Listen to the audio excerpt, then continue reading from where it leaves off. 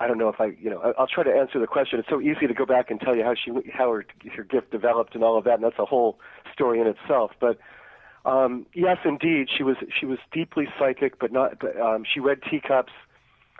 She read for the very poor and indigent that couldn't afford a reading, and she read for the very rich and famous, including Marlon Brando. Mm-hmm. And there's a fun little vignette I'll tell you about with Marlon Brando, and then I'll answer the question. Sure.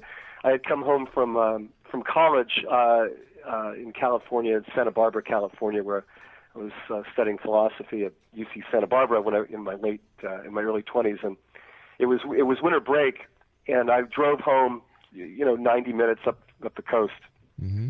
That was where Santa Barbara was, and I came home, and I immediately went out with some friends. We had some beers and met up with my old friends, and I came home a little bit around 11:30, 12 that night. My mom was on the phone. I hadn't seen her in a month or two, and she was in this deeply involved in this conversation on the phone, and she didn't ignore me. She just waved at me and smiled, but then went immediately back to the conversation, and very, very engrossed. And she was chuckling and laughing, and clearly the conversation was coming to an concluding. But when I wanted to talk to her, she pushed me away with her hand. I can't talk to you now. So. Maybe 10, 15 minutes later, the conversation ended, and I said, Mom, what's up? I mean, that was obviously an important conversation. Are you certainly having fun on it? And she said, well, I just got off the phone with Marlon Brando. And I said, Marlon Brando, really? And she said, yeah, I've been reading Marlon Brando for some time now. He's been to the house, and I had been out to his place, but mainly our readings are taking place over the phone. He's having... there's a woman that he likes, and he's not having an easy time with it. And he said, and she told me, but he just asked me out on a date. And I said, are you kidding? She said, no, Marlon Brando asked me out on a date. And I said, well, what did you tell him? What are you going to do? And she just laughed it off and said, no. My mom at this point was my father had left, and she was divorced. And she said, of course I'm not going to do that. I'm definitely not going to do that. I'm not going to go out with Marlon Brando. I'm going to keep it keep it professional. And that was a little vignette. There were many other big stars and celebrities and cases that she solved and helped solve. But as it relates particularly to me, mm-hmm. An incredible moment occurred when I was in college. I was actually in graduate school. I'd already moved to San Francisco. My mom lived in Southern California in the desert area, so sort of high desert, just north of Los Angeles. And at this point in my life, I really wanted to meet somebody. I was ready to fall in love.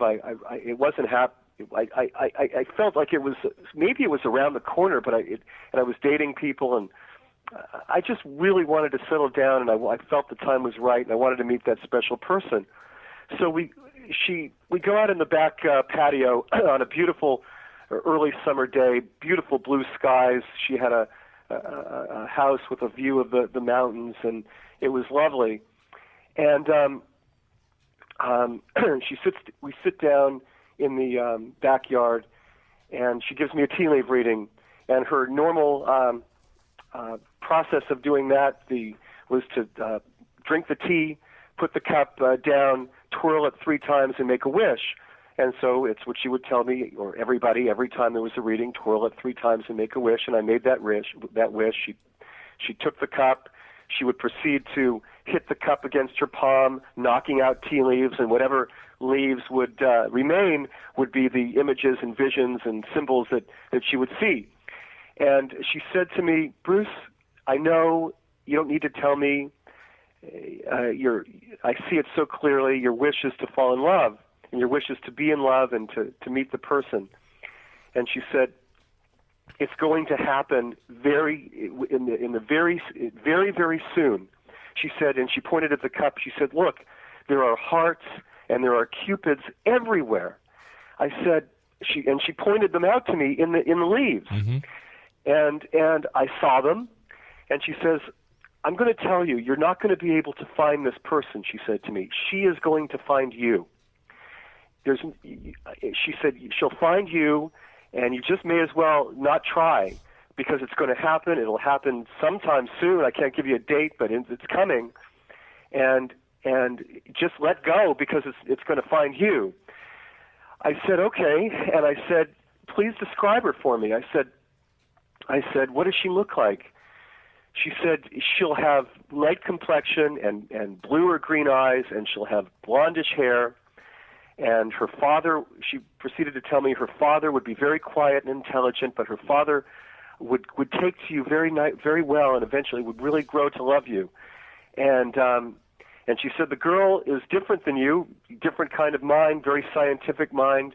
She said that she's every bit as intelligent as you, which was a big compliment to the girl because my mom always thought I was, right. this, her brilliant son. So I said, wow, okay. I said, Mom, can you give me a name? Does a name come to you? And she points out in the cup the name, and she shows me clearly. She points out the name Sue, and this is in the book, this story, S-U-E. I said, okay, well, I'm dating a girl named Suzanne, but I don't think I'm in love with her, and she's dark complected. She says, no, that's not her. You haven't met her yet. Her name is Sue. And I can tell you that, and this is what she looks like, and that's it. I can't dwell on it anymore, and and she put the cup down and asked me if I had any other questions. I said maybe a couple other little details, but that was it. So during the course of this, when I had come down to to L.A. to see my mom, I had moved to San Francisco with a good friend of mine that was a musician. Excuse me. And we had shared the same telephone. He was a grad student in music. He wanted to develop his music business, so he went ahead and kept the phone line that we had for himself and installed a new one for me with a different phone number that I hadn't used yet. So a couple of days later, I go back up to San Francisco. I get home mid-afternoon. I'm hanging out, getting ready to go get something to eat down, on the street. Haight Street, by the way, just above Haight Street in San Francisco. And I'm talking to my friend, and the new phone rings. And this is the first call I'd ever answered on this new phone. And there's a call from this very lovely, sweet-sounding young lady asking for if Jamie is there. 1 second. I said, there's no Jamie here. I don't know a Jamie, but this sounds long distance. You've got the wrong number, but I said, this sounds long distance, and you sound very lovely, and you sound quite sweet. And she chuckled and laughed, and we talked a bit. I asked where she was from. She was from Denver, Colorado, and we continued to talk, and she didn't want to get off the phone, and I didn't want to get off the phone. There was this connection. And horse. Okay. And so there was this nice connection. Neither of us wanted to get off the phone. And I asked her name, and she told me her name was Sue. Now, I must say, did I think this was the Sue? Absolutely not. I wasn't about to think, okay, I just met the one. But did I think this was an incredible coincidence? Absolutely. So we continued to talk. She sent me her picture, and with a very lovely note. And I sent her a picture. It wasn't the greatest picture. It was taken in one of those little, phone booths, those little booths at the time. It was not the greatest picture. Mm-hmm. And I sent her a note. And when I looked at her picture, it was this picture that had been taken in a garden in Florence, Italy. I looked at her face. I looked at her. I looked into her eyes in the picture. And I absolutely knew instantly that this is the person that I would one day marry. I knew it. The letters that we wrote to each other are in this book, those first letters, and after we had met on the phone. And indeed, her name was Sue. Indeed, she had light hair. Indeed, she had blue eyes. Indeed, she was from a scientific background. Wow. Indeed, her father grew to love me. And indeed, we have two lovely, creative, talented young men as a result of this. And that's certainly I mean, I'd always believed in that my mom's abilities, and she told me many things before. But when that happened, and she hit it with the name Sue and everything else, it was like, okay, well, this is there's just no way to ever doubt anything. I guess not. I guess not. Do you believe in fate? I do. I believe that that sometimes that we have lots of choices. Mm-hmm. I've spent a lot of time trying to reconcile fate with free will, and I try to do so in this book. But we have choices, and we can make choices, and oftentimes I think the best choices are going to lead us to our destiny or our fate, and the lesser choices or the poorer choices perhaps take us away from our potential and make it require much more time to reach it.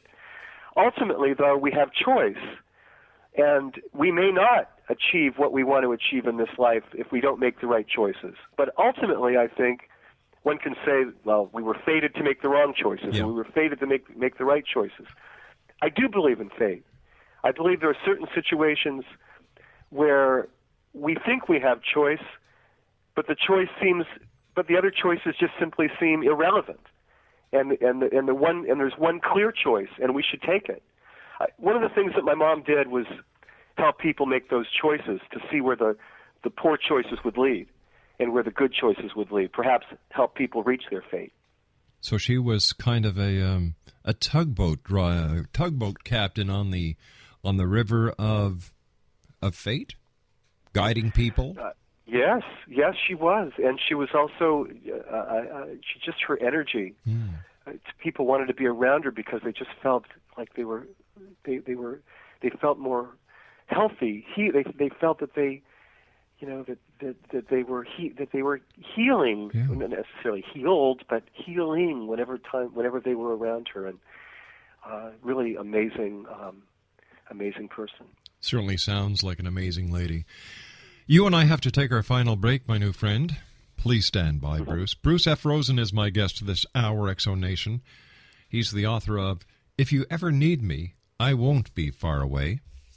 His website is www.almarosepublishing.com. That's www.almarosepublishing.com. The X Zone is a place where people dare to believe and dare to be heard. It's a place where fact is fiction, and fiction, 9 times out of 10, is reality. My name is Rob McConnell. We're coming to you from the studios of Relmar McConnell Media Company in Hamilton, Ontario, Canada. You might be listening to us on the Talkstar Radio Network, XM Broadcast Network, UK High Definition Radio, Euro High Definition Radio, Star Cable, or any of our affiliates worldwide. I'll be back on the other side of this break with Bruce Rosen as we continue here in the X Zone. Don't go away.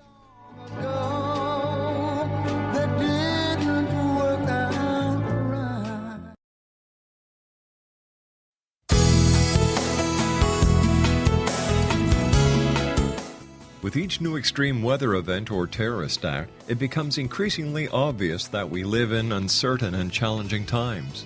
We all buy car insurance. Why not collapse and catastrophe insurance?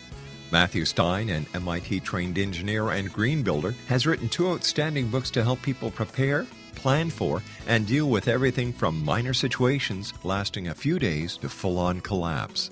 Matt's first book, When Technology Fails, is a manual for self-reliance, sustainable living, and surviving the long emergency. This massive book covers the gamut from first aid and emergency preparedness to alternative healing, renewable energy, primitive living skills, and 18th century technologies that could be critical to your comfort and survival in a long-lasting crisis. Matt's second book, When Disaster Strikes, is a comprehensive emergency preparedness handbook and survival guide. When Disaster Strikes is an essential item for every family's go bag. Both books are available at all usual sources. There's a wealth of totally free information posted at whentechfails.com, and author-signed copies may be purchased at mattstein.com. That's www.whentechfails.com and www.mattstein.com. FRosen.com.